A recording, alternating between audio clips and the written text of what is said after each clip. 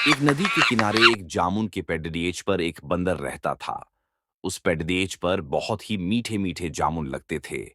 एक दिन एक मगरमच्छ खाना तलाशते हुए पेड़देच के पास आया।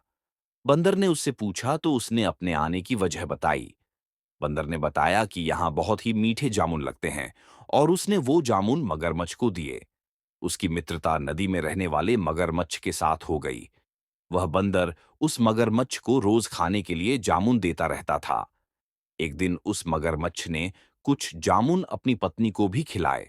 स्वादिष्ट जामुन खाने के बाद उसने यह सोचकर कि रोजाना ऐसे मीठे फल खाने वाले का दिल भी खूब मीठा होगा, उसने अपने पति से कहा कि उसे उस बंदर का दिल चाहिए और वो इसी जिद पर अड्डी एच गई। उसने बीमारी का बहाना बनाया और कहा कि जब तक बंदर का कलेजा उसे मिलेगा, वो पाएगी। पत्नी की जिद से मजबूर हुए मगरमच्छ ने एक चाल चली और बंदर से कहा कि उसकी भाभी उसे मिलना चाहती है। बंदर ने कहा कि वो भला नदी में कैसे जाएगा।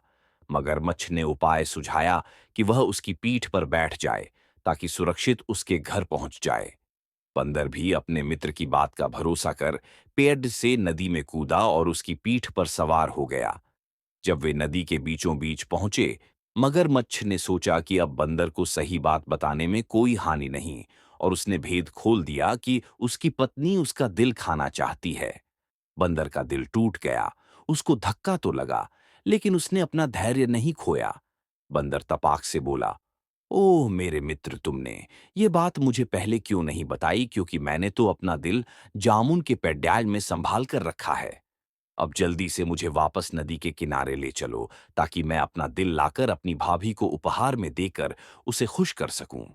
मूर्ख मगरमच्छ बंदर को जैसे ही नदी किनारे लेकर आया, बंदर ने जोर से जामुन के पेड़ पर छलांग लगाई और क्रोध में भरकर बोला, मूर्ख, दिल के बिना भी क्या कोई जिंदा रह सकता है?